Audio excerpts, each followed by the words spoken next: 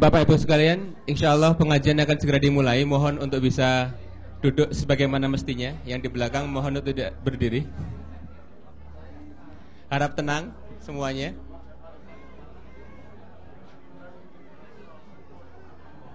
Pak Iman, kalau tidak bisa mohon bisa jaga parkir saja.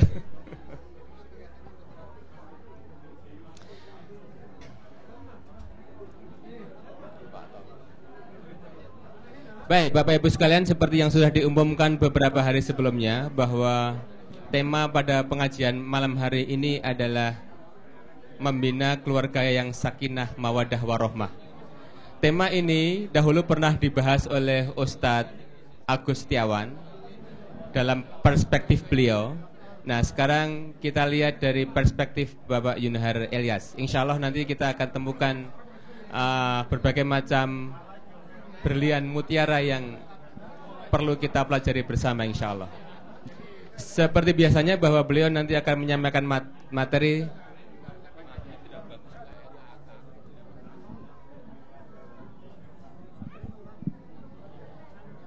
Secukupnya, mungkin sekitar 45 sampai 1 jaman. Kemudian baru setelah itu kita lanjutkan dengan dialog, insya Allah.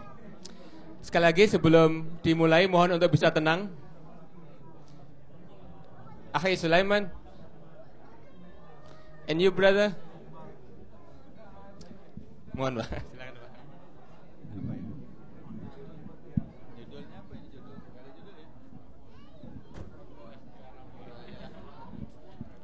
Assalamualaikum warahmatullahi wabarakatuh.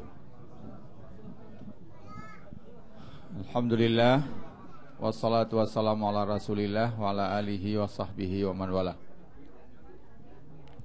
Bapak dan ibu-ibu, saudara-saudari, adik-adik hadirin yang berbahagia, alhamdulillah kita senantiasa bersyukur kehadirat Allah Subhanahu wa taala yang selalu melimpahkan rahmat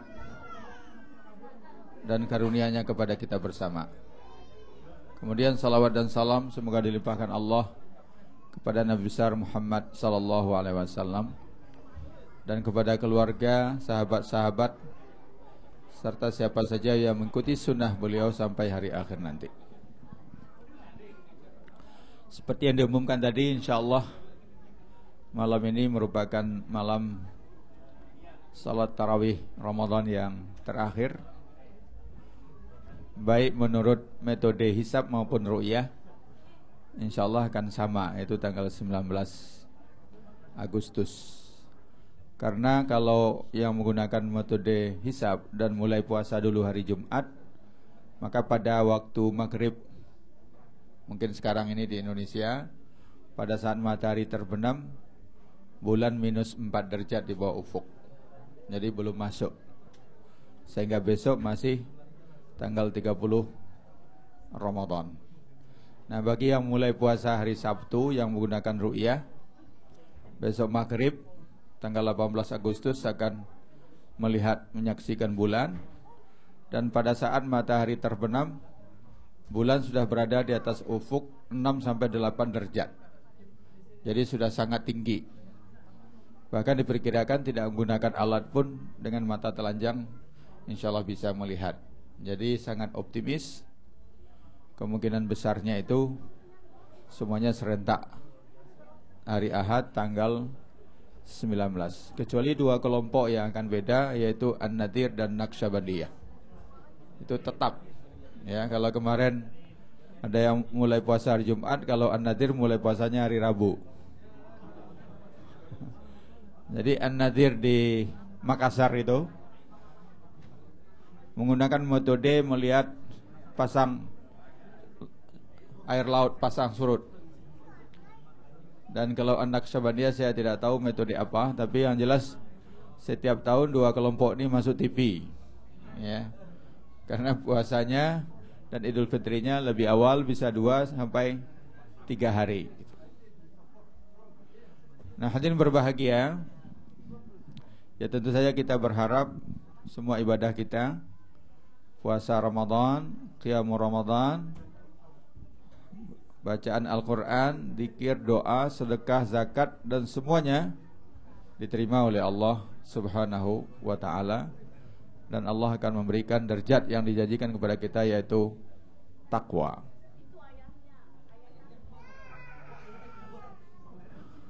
Nah, sekarang nanti setelah bulan Ramadan kita masuki bulan Syawal. Syawal itu artinya peningkatan. Maka kita harap Ramadan itu artinya pembakaran. Setelah dosa-dosa kita dibakar selama bulan Ramadan, bulan Syawal terjadi peningkatan.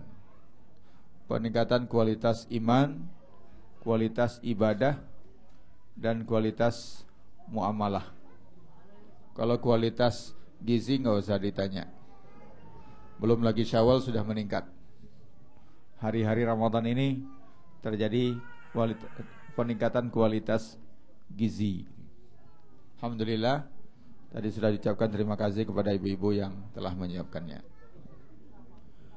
Nah, hadirin berbahagia, ada 5 pegangan yang perlu kita pegang dalam menghadapi hidup, dalam segala musim, dalam segala cuaca. Artinya musim sukses, musim setengah sukses, musim gagal. Kalau pedagang musim untung, musim bangkrut pun, 5 hal ini kalau kita pakai terus, insya Allah kita akan tetap stabil. Yang pertama, ikhtiar. Jadi urutannya begitu, ikhtiar. Ikhtiar itu dalam bahasa Indonesia sering diartikan usaha. Sehingga tadi kalau ada maling ketangkap, tanya oleh polisi, kenapa kamu maling? Namanya juga ikhtiar, Pak. Namanya juga ikhtiar. Jadi maling pun merasa itu ikhtiar, copet pun merasa itu ikhtiar. Nah, ini penggunaan yang salah untuk ikhtiar. Ikhtiar itu dari kata khairun. Khairun itu artinya baik. Khairun baik, khairun baik, khairun baik. Kita pilih mana yang lebih baik. Itulah ikhtiar. Kita yang memilih sendiri. Jadi sama dengan ikhtisal, ya. Ghasala yaghsilu, mencuci. Tapi kalau ikhtisal itu mandi, mencuci diri sendiri. Nah, begitu juga dengan khiyar, khairun, khayyara, ikhtara. Jadi ikhtiar itu dari segi filosofi bahasanya hanyalah memilih di antara yang baik dengan yang baik. Bukan memilih antara baik dan buruk. Tidak ada pilihan antara baik dan buruk, enggak ada. Harus pilihan itu antara baik dan baik. Jadi kalau mencuri tidak bisa dikatakan ikhtiar, ya. Kalau berjudi juga tidak bisa dikatakan ikhtiar, karena pilihannya bukan antara baik dengan yang baik. Harus antara yang baik dengan yang baik. Kerja di sini baik, kerja di sini baik, kerja di sini baik, maka kita pilih mana yang lebih baik untuk kita. Itulah ikhtiar. Oleh sebab itu ikhtiar itu harus ikhtiar yang halal. Ada 2 sunnatullah. Semuanya sunnatullah. Imam Al-Ghazali membagi sunnatullah itu kepada 1, sunnatullah seperti biasanya, disebut dengan al-adah. Nah, sunnatullah al-adah ini berlaku di sana hukum kausalitas, hukum sebab akibat, ya. Kalau seseorang bekerja, tentu dia akan mendapatkan hasilnya. Kalau seorang sakit, dia akan berobat, tentu dia akan sehat. Dan obatnya itu pun juga adalah obat yang bisa dipertanggungjawabkan, ya, secara rasional menurut hukum kausalitas. Jadi ini namanya sunnatullah al-adah, sebagaimana biasanya. Tapi ada sunnatullah yang kedua, yaitu sunnatullah yang tidak biasanya, yang disebut dengan khariqul adah. Tidak biasa, khariqul adah. Nah, khariqul adah ini dalam Islam harus ada dalilnya, baik dari Al-Quranul Karim maupun dari hadis Rasulullah Sallallahu Alaihi Wasallam. Kalau kita melakukan usaha mengikuti sesuatu yang luar biasa, yang khariqul adah, tapi tidak ada dalilnya, itu tidak dibolehkan. Harus ada dalilnya. Kalau tidak, harus kita mengikuti sunnatullah yang biasanya. Misalkan saja di Indonesia ada pengobatan menggunakan air kencing, ya. Jadi itu air kencing yang dianjurkan yang paling pagi. Jadi begitu bangun tidur, itu air seninya ditampung dengan sendok lalu langsung diminum. Sehat. Nah, segala penyakit hilang. Padahal air seni itu najis. Dan Rasulullah mengatakan berobatlah, tapi jangan berobat dengan yang haram. Tadawu wala tadawu bil haram. Nah, berarti di sini tidak mengikuti sunnatullah yang biasanya. Karena biasanya air seni itu bukan obat. Justru di situ berkumpul macam-macam penyakit. Sehingga kalau orang ingin menguji penyakitnya, cukup dia periksa saja air seninya. Tapi sekarang malah diminum dan sembuh. Berarti ini cara yang luar biasa. Nah, karena cara yang luar biasa tidak ada dasarnya, baik dari Al-Quran dan maupun sunnah, maka dia dianggap cara yang tidak dibenarkan, walaupun sembuh. Karena ini ujian, ya. Kalau orang berobat dengan menggunakan cara-cara yang syirik lalu mati, tidak ada yang mau. Kalau orang berobat dengan yang haram dan tidak sembuh, juga tidak ada yang mau. Justru ujiannya berobat dengan cara yang syirik sembuh, berobat dengan cara yang haram dan juga sembuh. Disitulah letak ujiannya. Bukan masalah efektif atau tidak efektifnya, tapi benar atau tidak benar. Jadi dalam hal apapun kita dianjurkan, diperintahkan untuk ikhtiar sekuat tenaga kita. Jadi kalau yang belajar, ya ikhtiar belajar sungguh-sungguh. Kalau yang bekerja, bekerja sungguh-sungguh di semua pilihan-pilihan yang dia lakukan. Yang kedua, setelah ikhtiar adalah doa. Dia berdoa.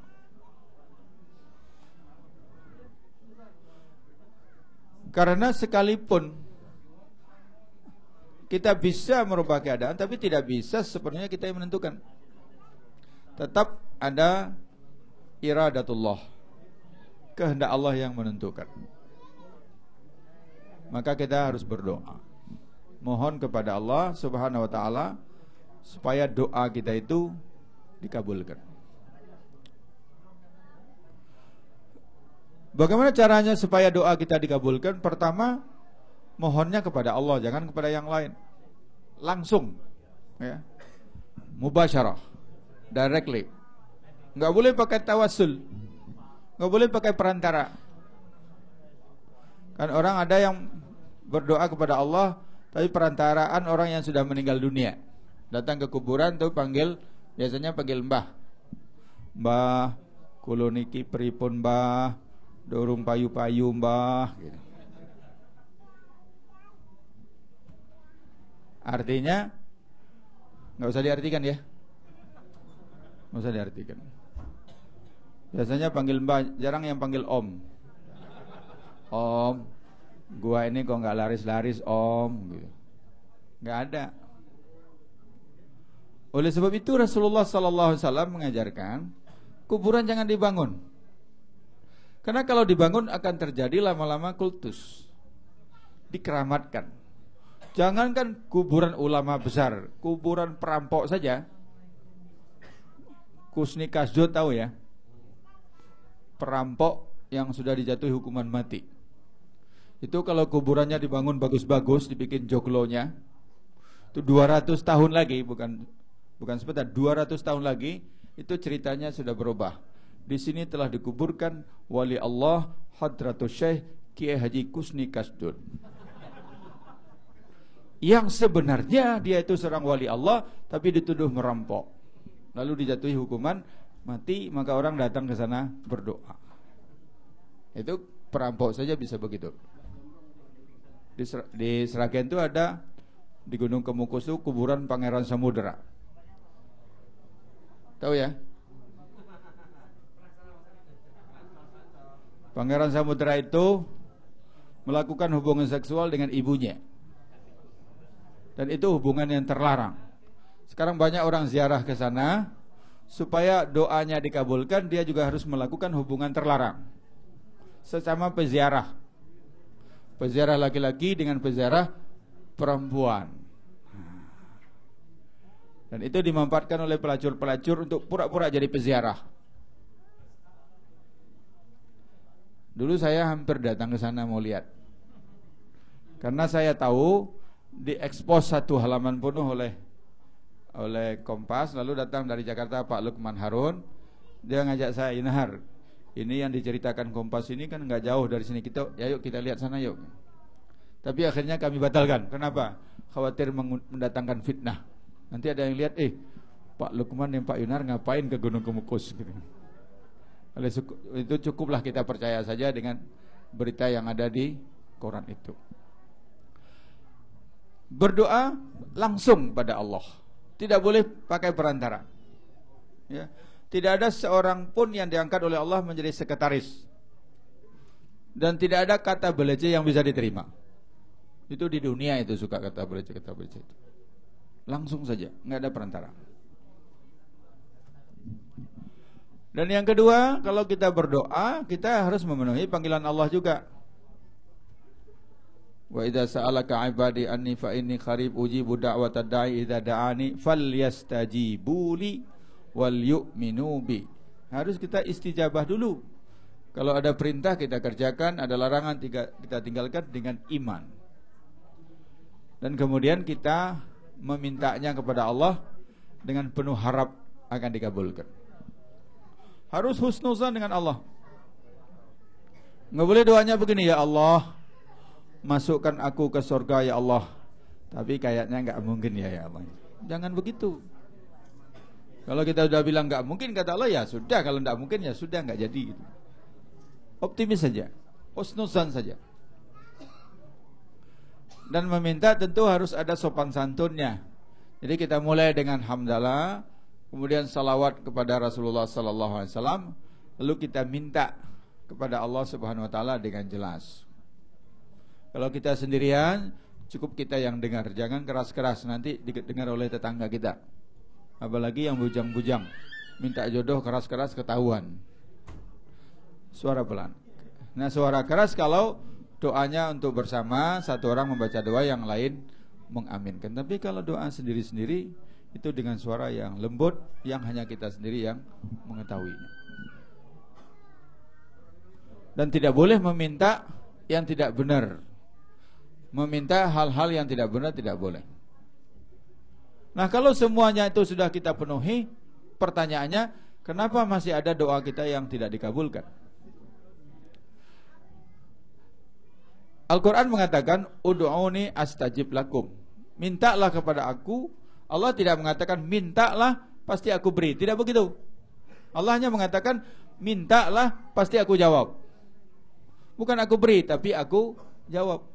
Jawabannya bisa, mohon maaf, permohonan ditolak. Yang penting dijawab. Atau mohon maaf, permohonannya ditunda. Sebab Allah Maha tahu mana yang pantas dikabulkan dan mana yang tidak. Kalau semua doa dikabulkan, kacau Indonesia. Kenapa? Karena calon presidennya 5. Semuanya berdoa jadi presiden. Kalau dikabulkan semua, kacau. Jadi yang dikabulkan cuma 1. Termasuk untuk gubernur DKI. Ya. 3 sudah tidak dikabulkan doanya, tinggal 2 lagi. Tinggal doa lagi yang berdoa. Pasti yang dikabulkan cuma 1, nggak mungkin dua-duanya. Dan doa itu sendiri adalah ibadah. Maksudnya tidak hanya sekedar berfungsi untuk meminta, tapi doa itu sendiri adalah ibadah. Maka doa kita ulang-ulang, karena berdoa itu sendiri adalah ibadah. Jangan terlalu rasional. Dulu saya umrah dari Mesir. Rombong kita 10 orang. Waktu tawaf pertama, Ada teman di Multazam tuh doanya lama sekali, sampai nangis. Besok waktu tawaf yang kedua, dia tawaf lagi, dia mendoanya cepat sekali. Saya tanya, Mas, kok cepat sekali?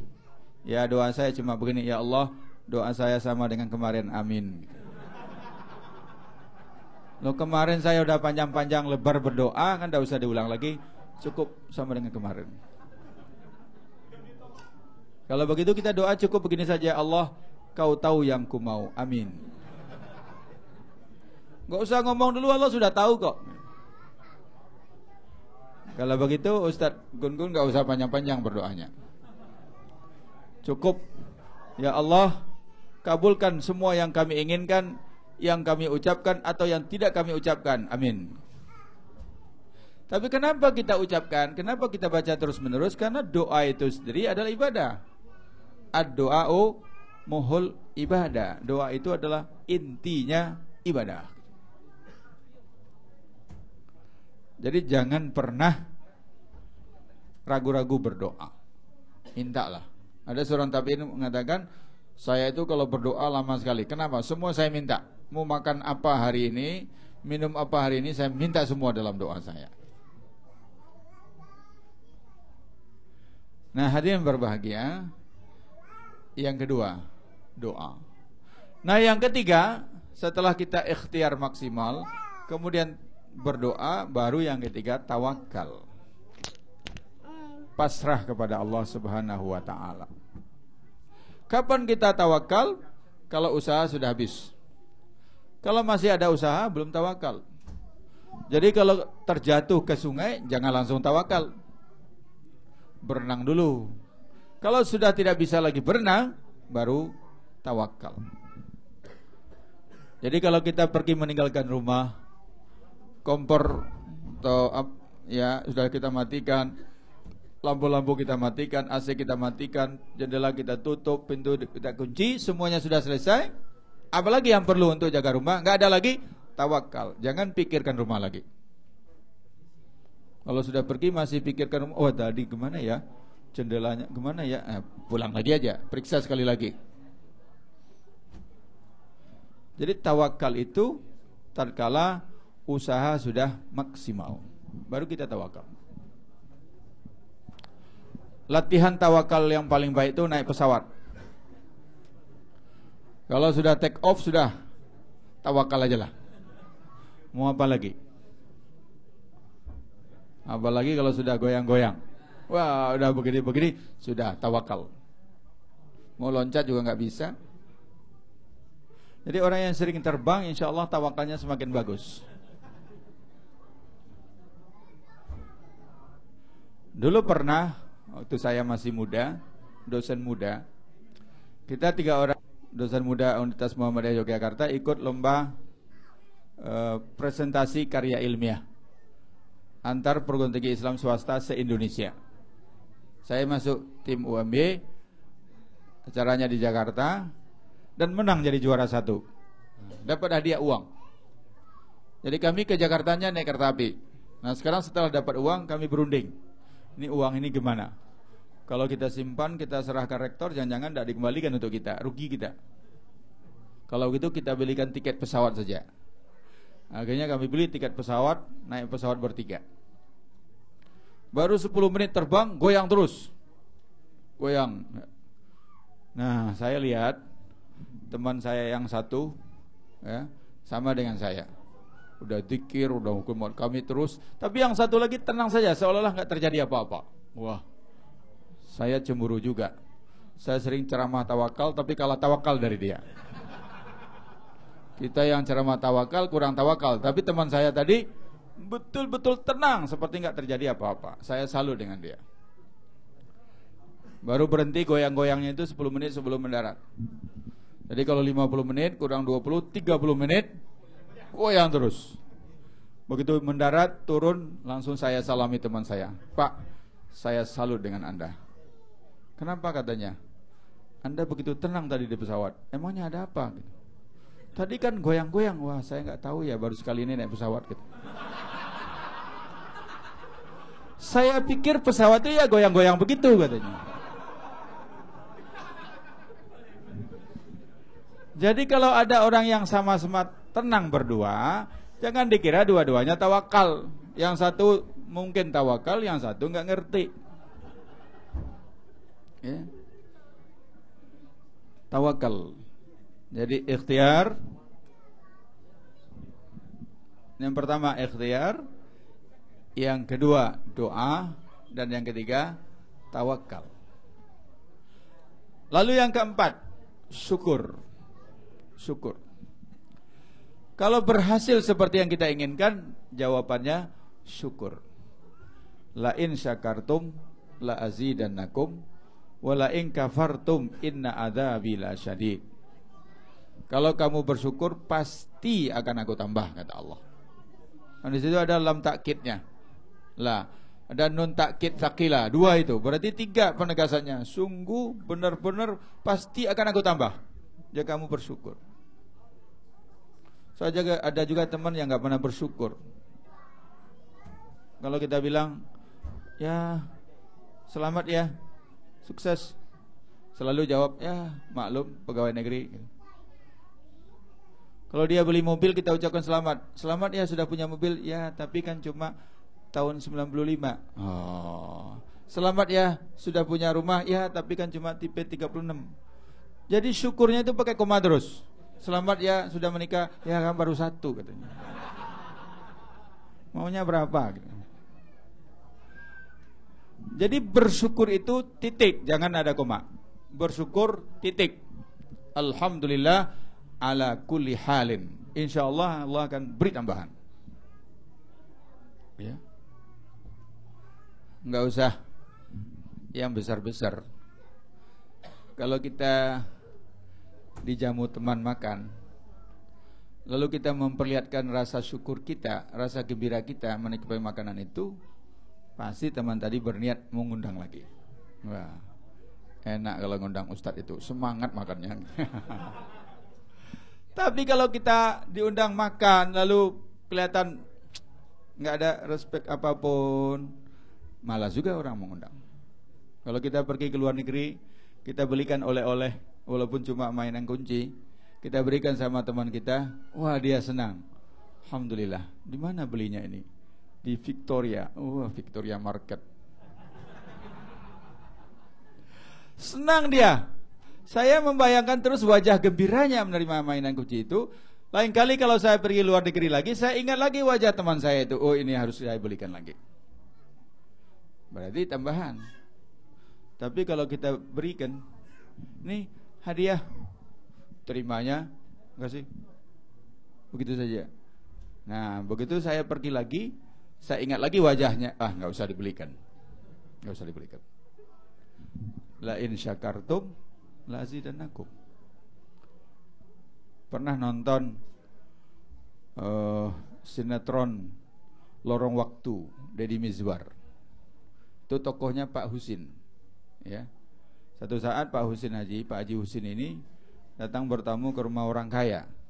Sore hari di teras dekat kebunnya. Orang kaya tadi bertanya, Pak Haji, kenapa saya kaya, tukang kebun saya tidak?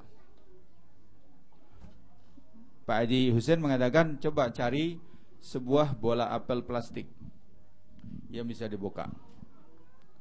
Ambil uang 100.000 10 lembar, gulung, ikat dengan karet, masukkan ke dalam bola apel plastik itu, tutup lagi.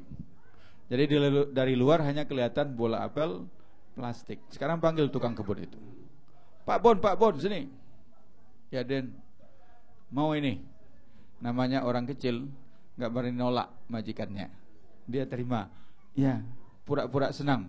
Tapi begitu berbalik, wajahnya sudah berubah, pelit. Dia hanya kok cuma bola apel plastik.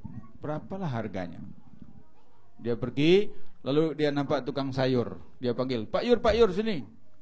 Mau ini bola apel plastik. Wah, tukang sayurnya terima dengan senang hati, karena yang dia bayangkan cucunya di rumah main bola apel ini akan senang. Jadi dia dorong-dorong gerobak itu, kemudian dia main-mainkan begini, terjatuh buah apel plastik tadi, terbuka, dilihatnya ada uang 100.000 10 lembar, 1 juta.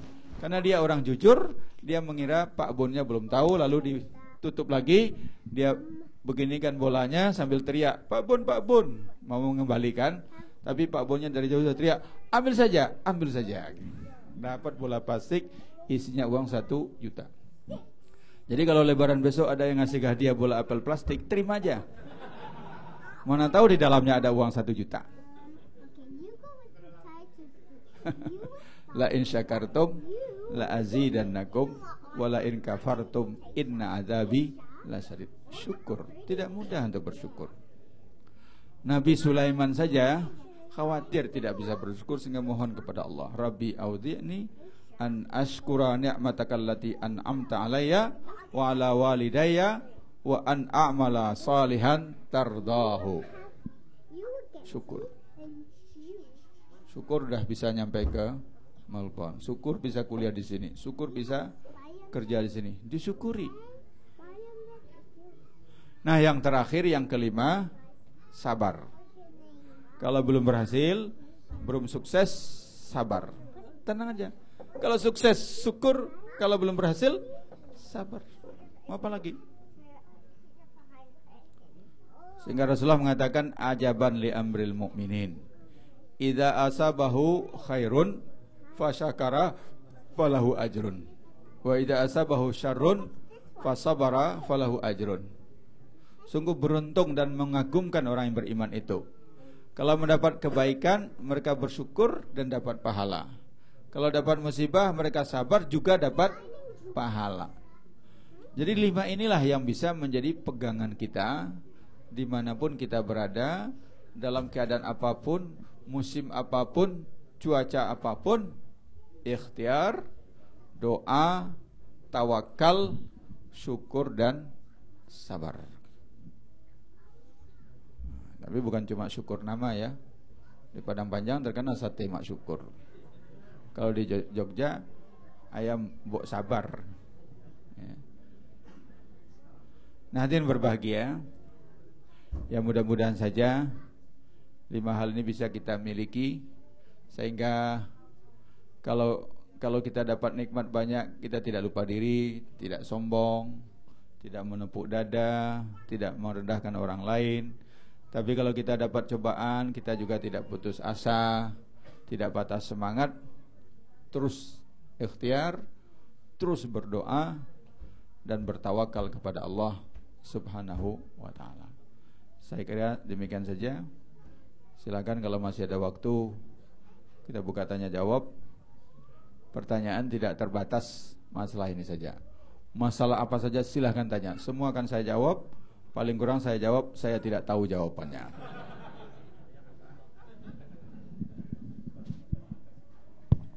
Terima kasih Pak Yunhar. Demikian Bapak Ibu sekalian, materi yang disampaikan oleh Ustadz Yunhar ternyata berbeda dari apa yang tadi saya sampaikan. Saya menduga tadi materinya adalah mendidik keluarga sakinah, mawadah warahmah. Ternyata 5 kunci sukses.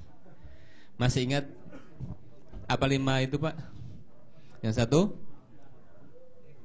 ikhtiar, yang kedua apa? Doa, yang ketiga tawakal, keempat syukur dulu, yang kelima sabar. Betul, 100. Baik, sekarang untuk makanya saya tanya. Sekarang dialog dibuka. Pertama untuk Pak Pak Ade, silakan Pak Ade.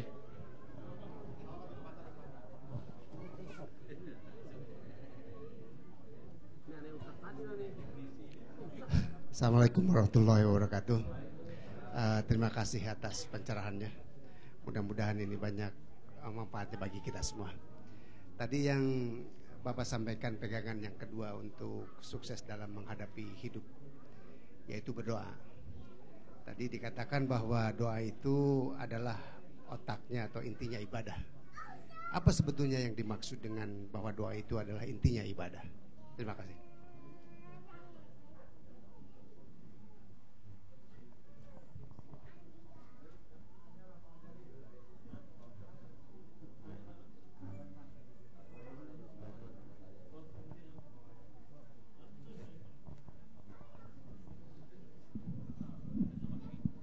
Pertanyaan yang kedua, Pak Azhari, silakan Pak Azhari.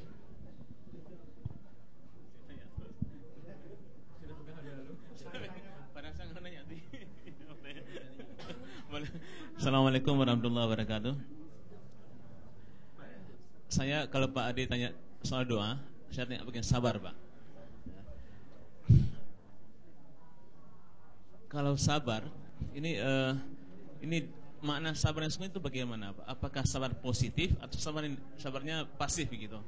Karena kalau lagi duduk dan orang tampar sekali, terus kita bersabar duduk, alhamdulillah tampar, atau kita bagaimana nih harus bereaksi kepada orang yang kadang-kadang memberikan hukuman kepada kita yang tidak setimpal gitu. Nah, apa pukul dulu atau ini semana sabar yang sebenarnya bagaimana ini, Pak? Mohon penjelasan, terima kasih.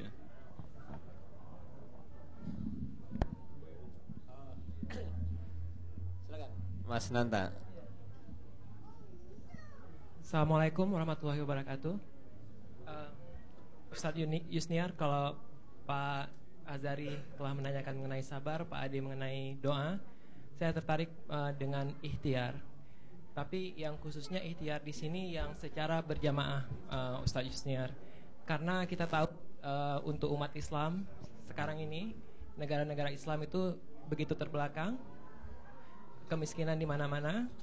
Jadi apa itu umat Islam secara berjamaah, secara kolektif kurang ikhtiarnya atau ada masalah-masalah yang lain, Pak? Saya tertarik yang itu, Pak. Itu aja ya pertanyaan saya. Assalamualaikum warahmatullahi wabarakatuh. Baik, untuk sesi pertama 3 penanya dulu. Silakan Pak Ustaz.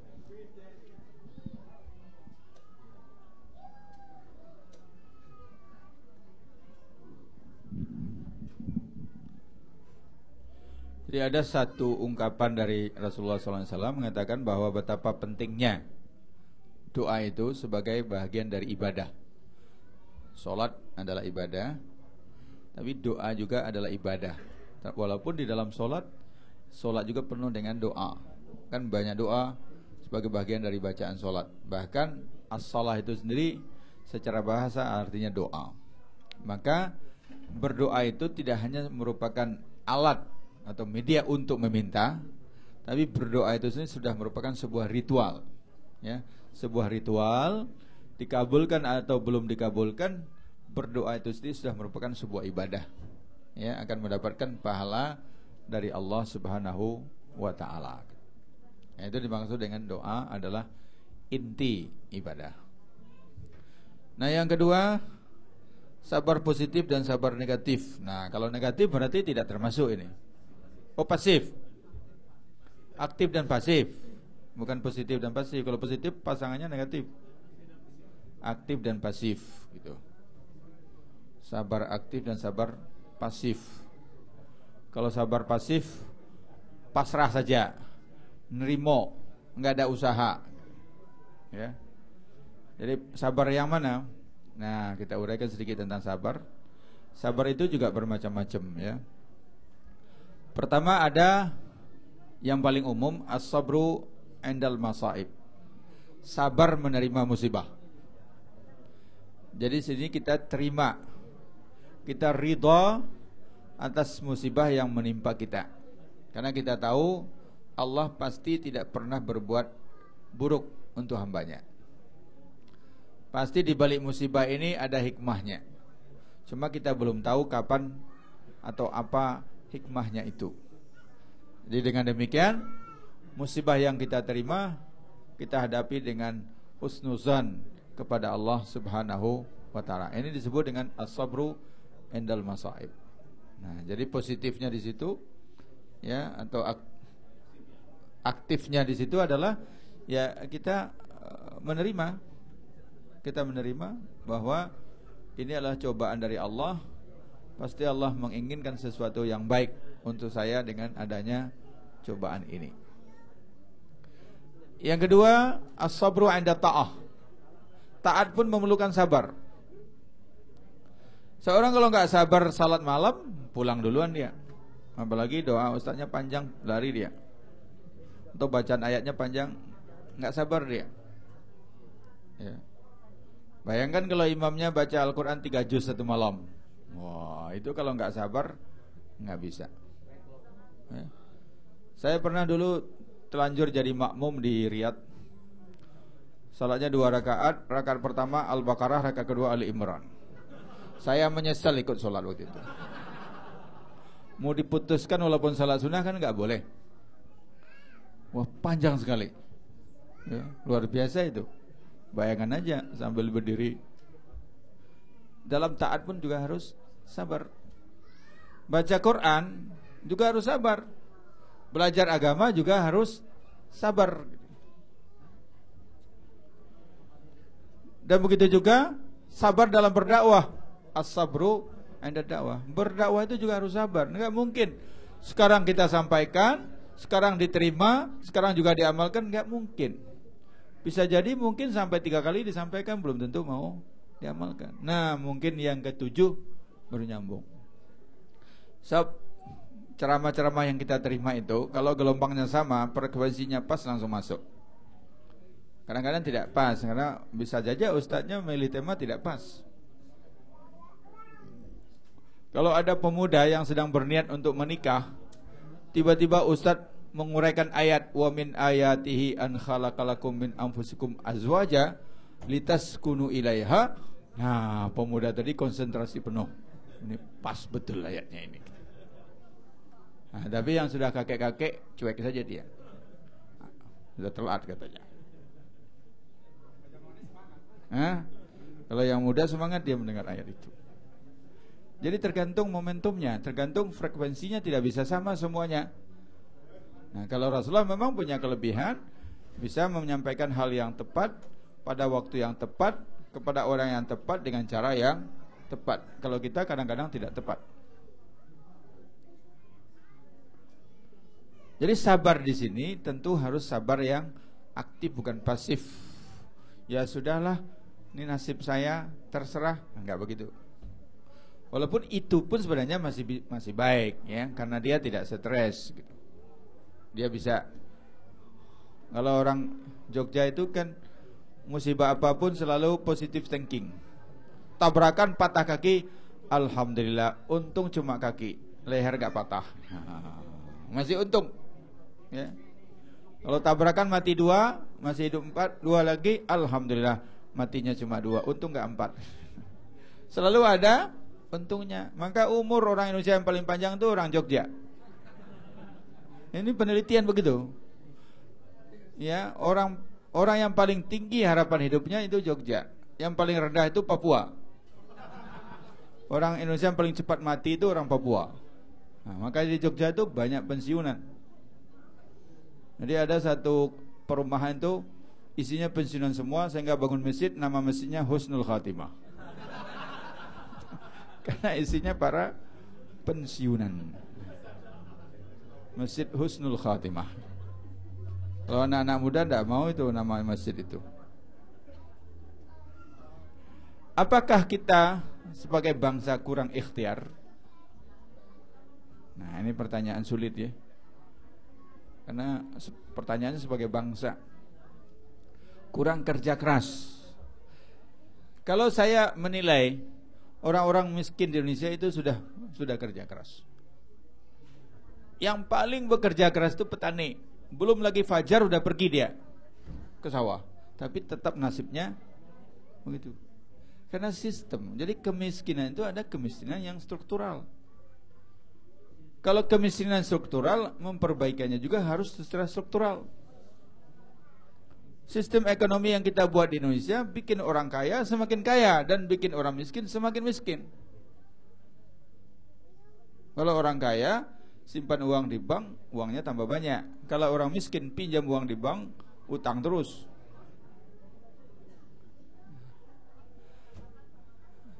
Kalau saya menilai, udah cukup kerja keras, tapi hasilnya belum maksimal.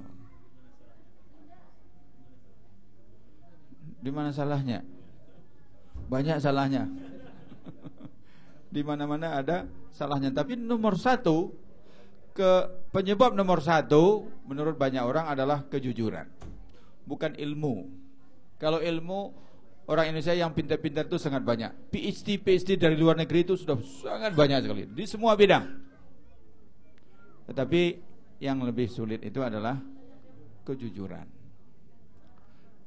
Ilmu pintar-pintar nggak penting. Ekonom-ekonom yang belajar jauh-jauh di luar negeri, kalau pulang hanya untuk disuruh buat proposal gimana cari utang. Ya. Nah, ini yang sekarang jadi persoalan dan semua orang berusaha untuk mendidik sejak kecil supaya anak-anak Indonesia menjadi jujur. Kan Departemen Pendidikan punya program warung kejujuran. Jadi di kampus-kampus dibikin warung, itu nggak ada penjaganya.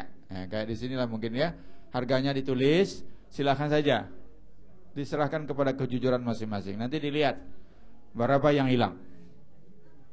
Ya, itu trennya. Mula-mula memang banyak yang nggak bayar, tapi lama-lama malu juga. Akhirnya semakin lama semakin banyak yang bayar. Ini latihan kejujuran.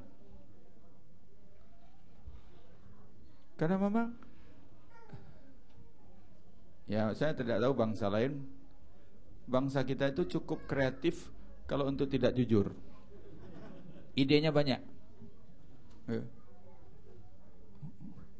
Jadi modus-modus itu banyak sekali. Polisi kalah terus.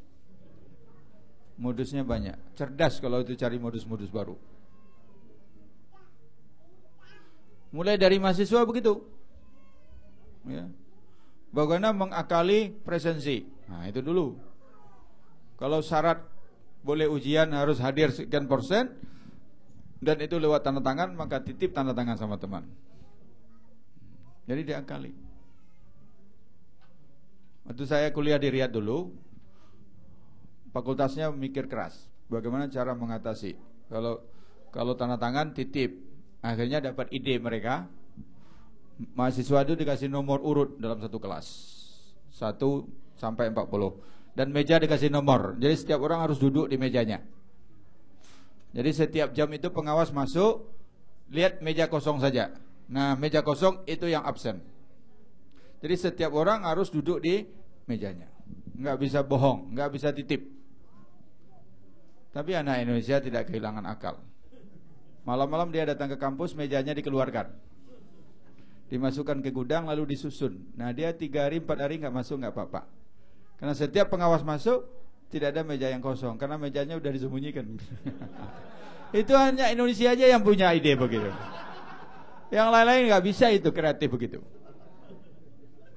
Luar biasa. Kreatif. Yang itu nggak lulus. Yang menyembunyikan mejanya nggak lulus. Jadi persoalannya terletak pada kejujuran. Kalau usaha, insya Allah kita berani menilai sudah ikhtiar sudah luar biasa. Ya walaupun mungkin masih bisa ditingkatkan. Kalau dibanding orang Jepang ya mungkin kita masih kalah kerja kerasnya. Tapi orang Jepang kan sudah kecanduan kerja ya, sudah sampai ke tingkat kecanduan kerja. Dan kalau lihat di Jepang, kalau kita perhatikan di stasiun kereta api di Jepang tuh orang kalau jalan itu tanpa ekspresi, jalan cepat tanpa ekspresi, tegang semuanya.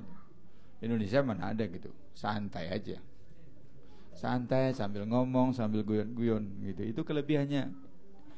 Jadi kita bangsa itu punya cara hidup, ya, cara mengatasi kesulitan hidup itu dengan santai, dengan ketawa-ketawa. Kalau nggak ada orang lain yang mau diketawakan, kita ketawain diri kita sendiri. Nah, itu nggak banyak itu negara yang bisa ketawa-ketawa terus, itu nggak ada. Hanya Indonesia aja.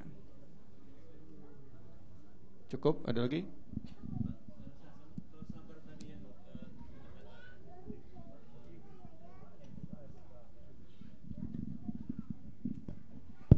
Soal sabar tadi Pak, saya mau sedikit Pak. Ketika umat Islam hari ini menjadi bola mainan pihak luar begitu. Jadi kita dibelenggu kiri kanan atas bawah begitu. Nah, ini apa yang mesti dikerjakan oleh umat Islam dalam konteks sabar ini? Apakah dia harus melawan atau terima ini memang sudah cobaan begitu? Ada yang lain tambahan pertanyaan? Oh, boleh silakan.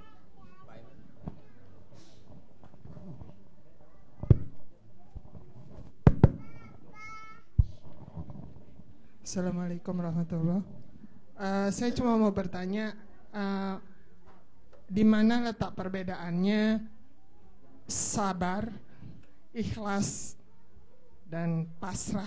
Kadang-kadang kita mengucapkan sesuatu yang sudahlah pasrah saja, atau sabar saja, atau saya sudah ikhlas menerimanya. Lah itu bagaimana kita membedakan tiga terminologi itu? Terima kasih. Tambahan pertanyaan barangkali Pak Mul mau bertanya? Biasanya tanya ini.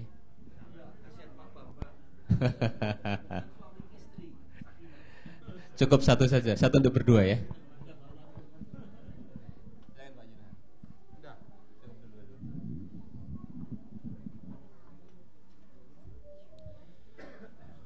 Apa tadi tambahan tentang sabar? Oh. Ya, kalau kita disakiti, kita diadaya, harta kita diambil, dirampas, dizalimi, terus kita sabar, itu bukan sabar, itu namanya bodoh. Ya.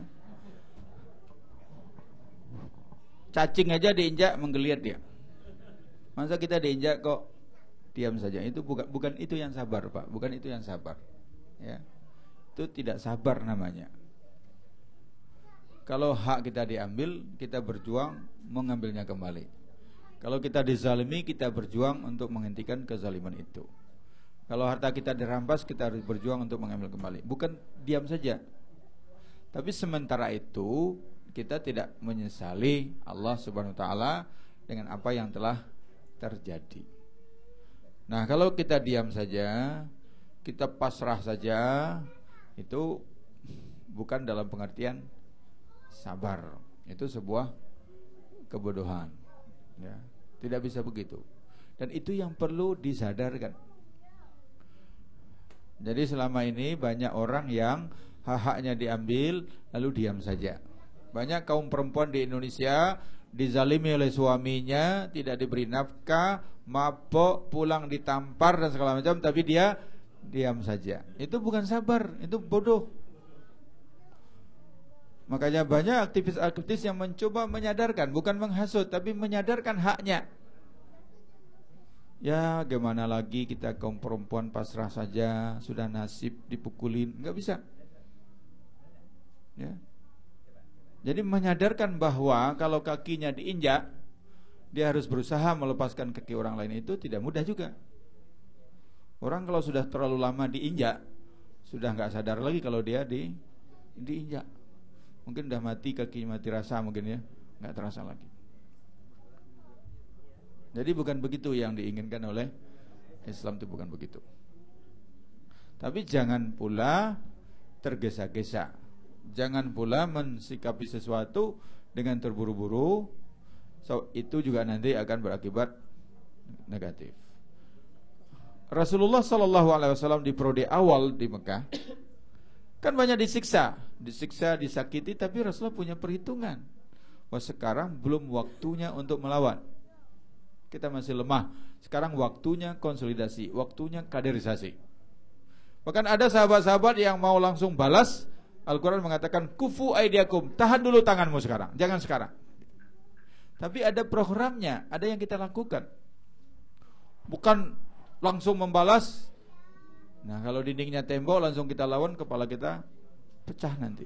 Jadi ada strateginya. Seperti yang dilakukan oleh Rasulullah sallallahu alaihi wasallam, ada strategi diam, ada strategi berbicara, ada strategi hijrah, dan ada saatnya strategi angkat senjata. Jadi itu tentu dirumuskan, dirundingkan oleh para pemimpin kita.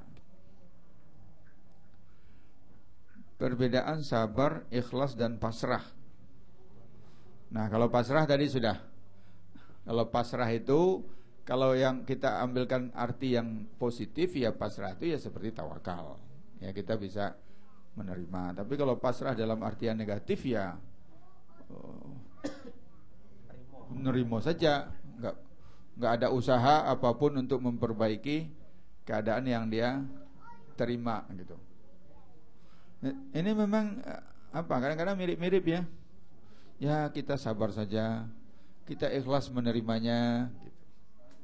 kita pasrah sajalah.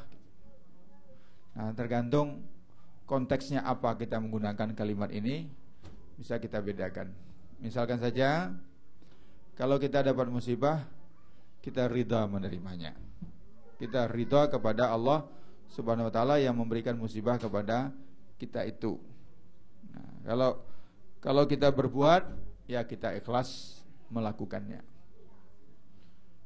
Jadi ada dulu seorang psikolog selebriti juga, Tika Wibisono. Anak gadisnya satu-satu kan kena demam berdarah terus meninggal. Lalu semua orang yang datang enak saja, begitu gampangnya nasihati, sabar ya, sabar ya. Seolah-olah dia tidak bisa merasakan kesedihan dia.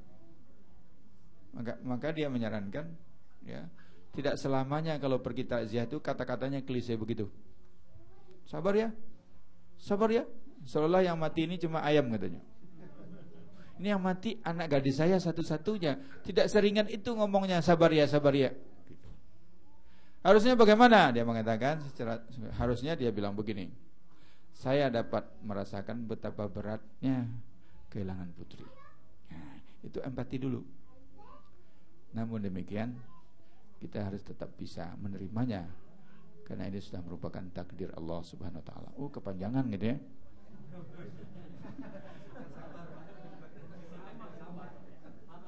Empati. Ada empati. Kalau enggak usah ngomong. Orang sudah ngerti kok. Salamin saja, dipegang saja bahunya, dia sudah bisa merasakan bahwa ini orang berempati kepada saya. Enggak usah terlalu nyinyir. Sabar ya, sabar ya. Kita harus terima. Itu adalah bukan cobaan, tabungan kita untuk di surga. Nanti dia akan ngomong enak. Kalau giliran dia nanti gimana? Itu saya menarik juga itu catatan dari Tika Wibisono itu, dan saya setelah itu juga agak hati-hati juga kasih nasihat sabar gitu. Tidak terlalu royal nasihati orang supaya sabar gitu ya. Kita carilah kata-katanya yang kira-kira menunjukkan bahwa kita memang berempati dengan penderitaan atau musibah yang dia sampai. Begitu? Masih sabar menunggu? Pak Zamroni, silakan Pak Zamroni. Ini pertanyaan bebas ya, tanya apapun boleh, asal pertanyaan ikut diskusi agama. sore tadi, kalau belum selesai bisa juga tanya. Betul. Silakan Pak Zamroni. Jadi semua ilmu adalah milik Allah Subhanahu wa ta'ala, dan definisi orang yang berilmu dalam adalah orang yang paling takut kepada Allah Subhanahu wa ta'ala. Jadi apapun yang kita pelajari, selama itu membuat kita taat kepada Allah, takwa kepada Allah, maka itu adalah ilmu yang sebenarnya pada hakikatnya seperti apa ya. Yang saya tanyakan adalah, saya pernah mendengar bahwa ada jalan fatwa. Fatwa itu dibenarkan secara syariah. Satu lagi adalah jalan takwa. Jadi misalnya ada contoh, misalnya sebagian ulama katakan bahwa bunga bank adalah dihalalkan karena berbagai alasan. Ada lagi yang mengatakan diharamkan. Nah, tapi itu jalan fatwa sebagian ulama. Satu lagi jalan takwa, untuk supaya saya selamat maka saya tidak ambil walaupun ada fatwa sebagian ulama yang mengatakan itu halal. Nah, apakah itu bisa dikatakan sebagian ulama yang berfatwa itu fatwa, ataukah hanya sifatnya fatwa? Ini hanya sebagai contoh, Pak. Jadi pertanyaannya adalah apa bedanya jalan fatwa sama jalan takwa? Yang kedua adalah apakah kita boleh berdoa kepada Allah untuk menjadi orang yang sabar? Berdoa, karena takutnya kalau dicoba malah nggak lulus gitu. Itu saja, Pak, terima kasih.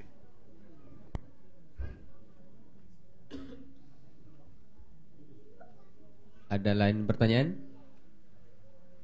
Sementara cukup dulu.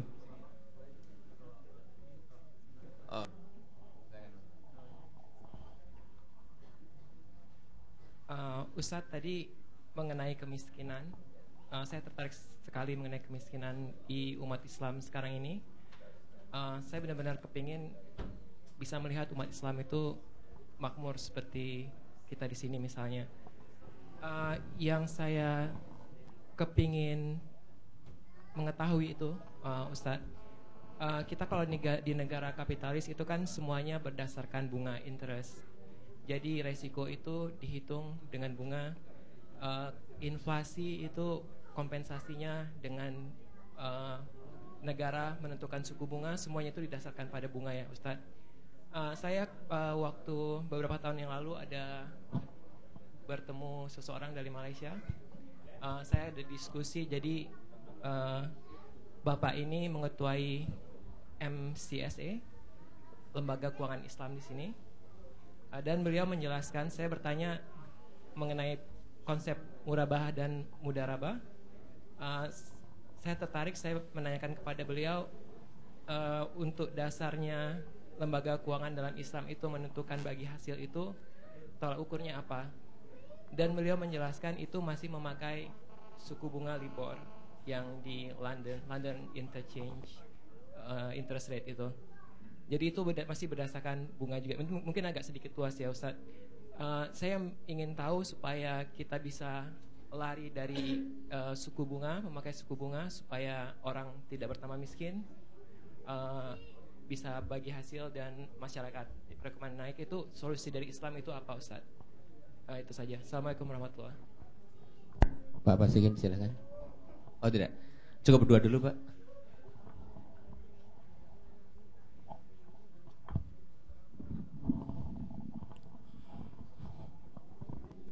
Kalau saya tidak salah menangkap dari pertanyaan jalan fatwa dan jalan takwa ya, sekalipun para ulama berbeda pendapat antara halal dan haram, saya akan memilih meninggalkannya, karena itu lebih aman untuk ketakwaan saya, gitu ya.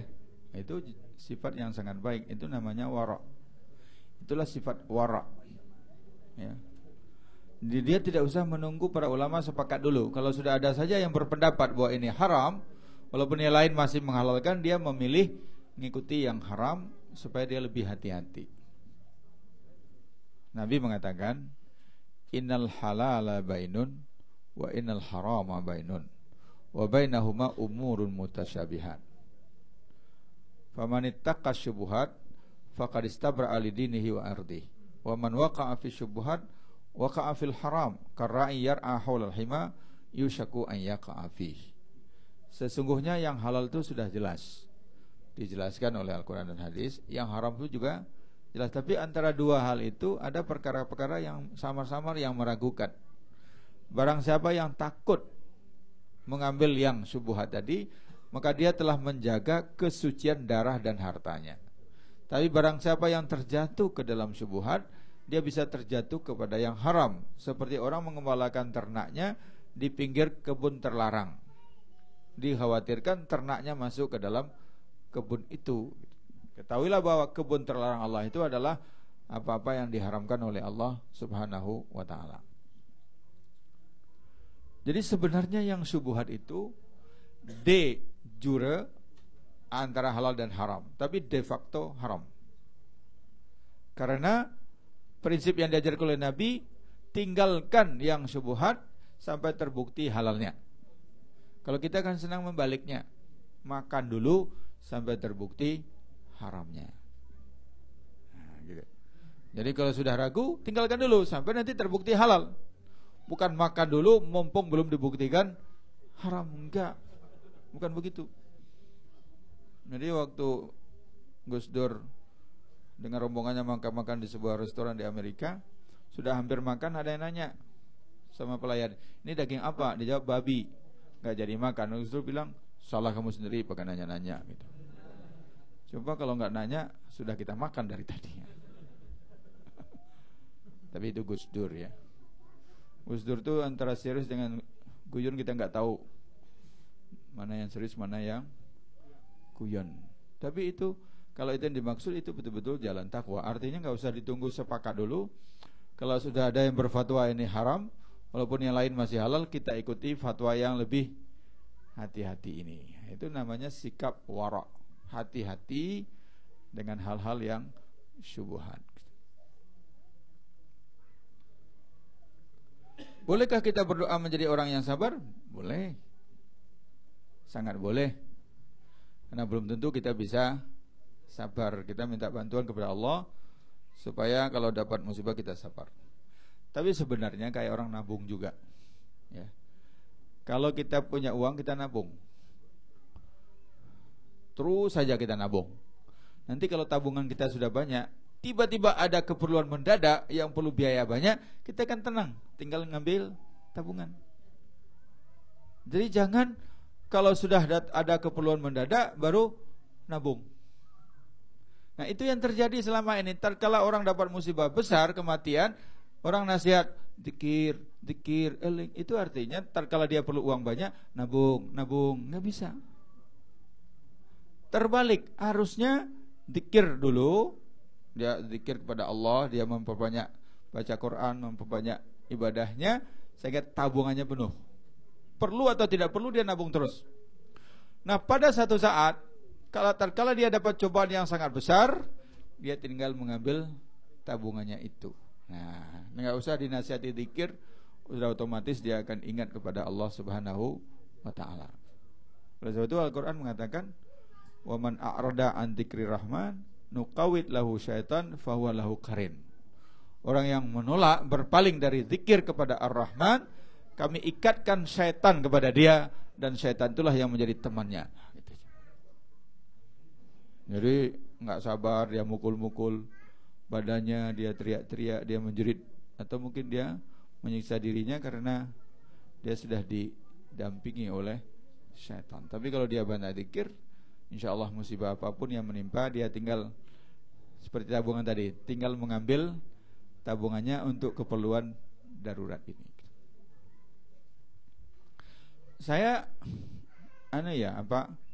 apa Bapak salah ngutip atau salah dengar atau memang sana yang salah? Tidak boleh.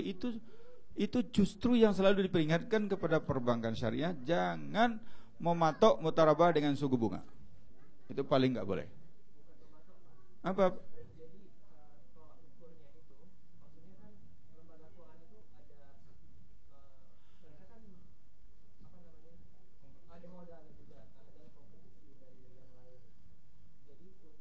Matok untuk apa dia suku bunga? Untuk apa dia patok suku bunga? Iya.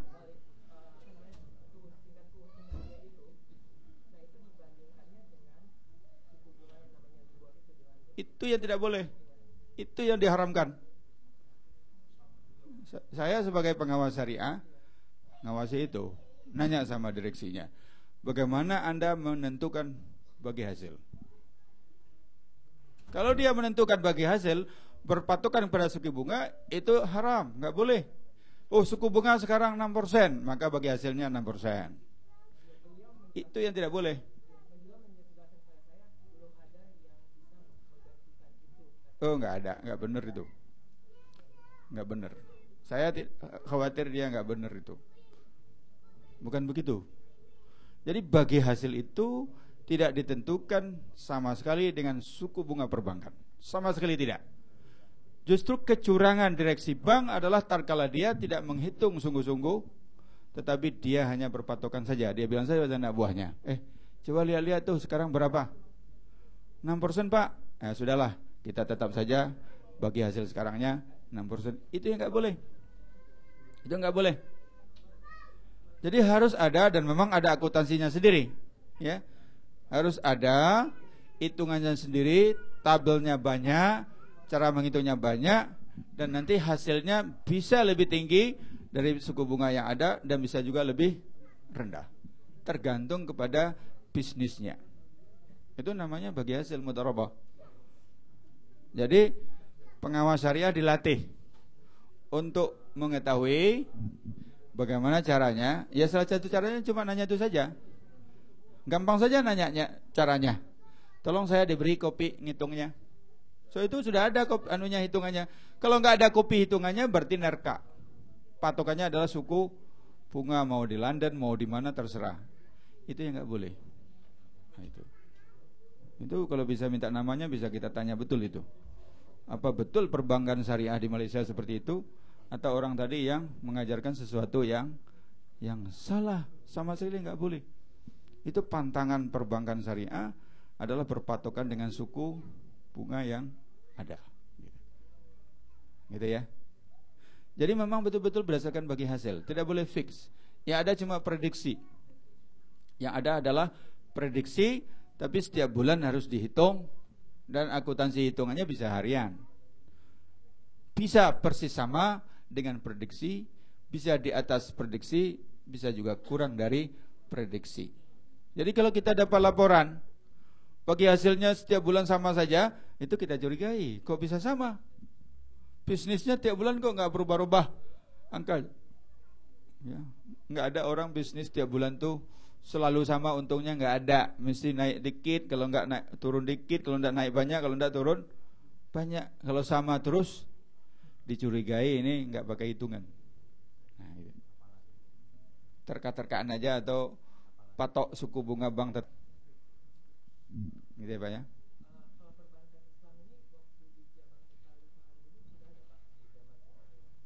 Kalau bank kan masih baru, belum ada bank-bank begitu, belum ada ya. Tapi mudarabahnya itu sudah ada. Sistem bagi hasil itu sejak zaman Rasulullah SAW sudah ada, tapi dalam bentuk perbankan, ada lembaga yang menjadi mediator antara orang yang punya uang dengan orang yang memerlukan uang, itu kan belum ada. Baru dalam bentuk pribadi sejak zaman dulu sudah ada Ibnu Abbas, paman Nabi sendiri. Paman Nabi sendiri sudah berpraktek seperti praktek perbankan, tapi dengan sistem riba. Tapi kalau dalam bentuk lembaga itu jauh hari, dan Yahudi yang menciptakannya pertama kali, dan umat Islam ikut saja dengan sistem perbankan itu. Dan sekarang mencoba untuk memberikan alternatif, karena debatnya terlalu lama. Akhirnya sudahlah, yang masih percaya dengan konvensional silakan, tapi yang sudah tidak nyaman dengan konvensional, ini ada alternatif. So kalau ditunggu sepakat dulu, enggak sepakat. Ya, karena rambutnya masih banyak. Kalau sudah gundul semua baru mungkin bisa sepakat.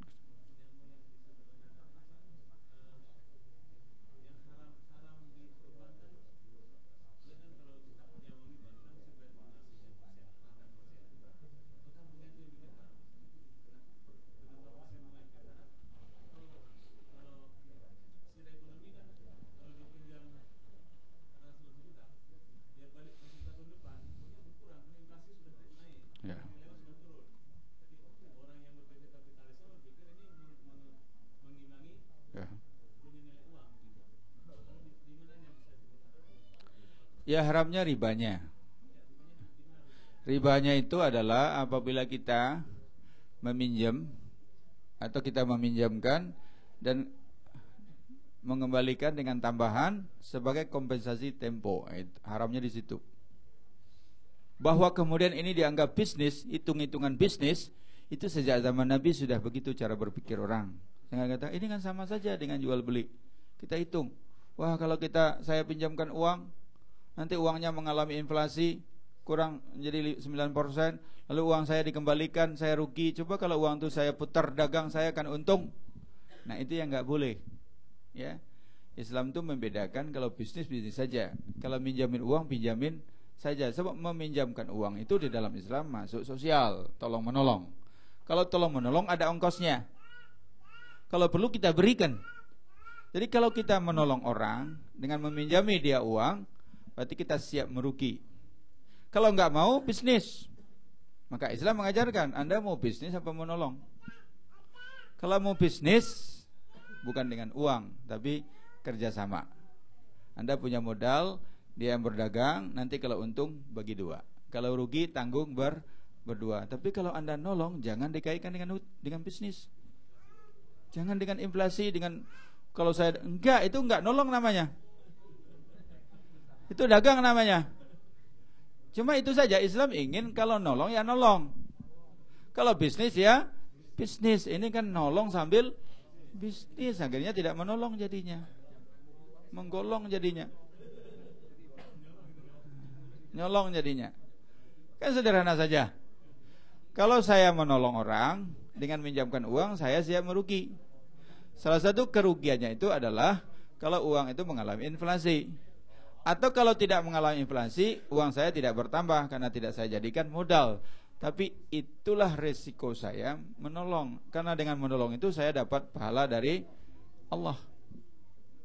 Nah gitu. Tapi kalau bisnis, hitungannya bisnis. Nah, jadi harus dipisahkan antara menolong dan berbisnis.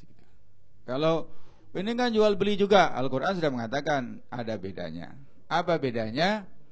Riba dihalalkan, riba diharamkan, kalau jual beli dihalalkan. Wa ahallallahu al-bai'a wa harrama riba. Cuma itu saja bedanya. Oh, kok bank syariah lebih mahal daripada bank konvensional? Itu tantangan sendiri. Tidak selamanya yang halal itu lebih murah. Tidak selamanya. Ya, kalau halal lebih murah, lebih cantik, ya semua orang pergi sana, enggak usah masuk Islam. Ya. Oh, kalau bank syariah itu lebih murah, kalau minjem murah, kalau kita enggak mampu bayar dimaafkan. Ya, semua orang pergi ke bank syariah dan bank syariahnya langsung tutup. Jadi tidak selamanya yang halal itu harus lebih murah. Tapi kalau bisa halal lebih murah, itu kompetitif. Nah, itu yang sekarang menjadi tantangan perbankan syariah. Bagaimana caranya pelayanan tidak kalah dari konvensional dan prosedurnya tidak sulit, kalau bisa lebih murah. Dengan demikian perbankan syariah akan cepat tumbuh. Tergantung bunga bank. Kalau bunga banknya turun, bank syariah menang bersaing. Ya. Karena sekarang rata-rata bagi hasil perbankan syariah itu bisa 6 sampai 7. Kalau bunga bank cuma 4%, dia menang bersaing. Dia lebih menang bersaing. Apalagi kalau di Jepang yang bunganya 0, orang mesti lari ke bank syariah.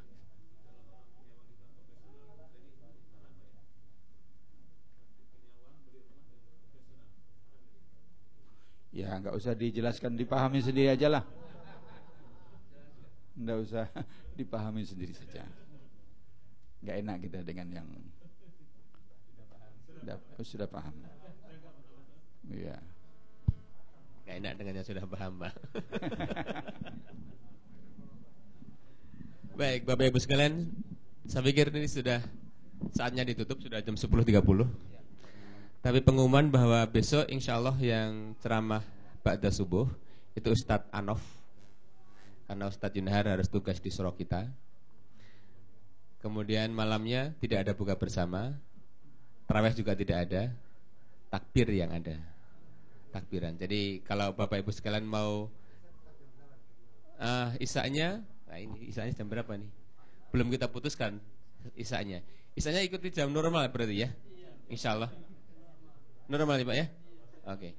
Jadi isya tetap jam normal, maghrib tetap jam normal. Buka puasanya di rumah ya Bu Nunggi ya? Tidak di sini ya? Di rumah sendiri-sendiri. Wah, berarti lama itu kalau di rumah sendiri-sendiri bukanya, kesininya agak mundur itu. Berarti isanya harusnya mundur ini Pak Awad. Ya Pak ya? Kalau gitu isanya diundur aja lah jamaahnya. Jam 7.30. Baik deh. Oke, berarti isya jam 7.30. Maghrib buka di sini ada, cuma buka partikelir sama Pak Zamroni. Iya Pak Zamroni ya. Teh manis, kurma, ya makanan-makanan kecil lah gitu loh. Dan sebagian juga membawa sendiri-sendiri insyaallah. Kemudian apa lagi? Nah, ada pengumuman dari Pak Osra ini sepertinya. Silakan Pak Osra.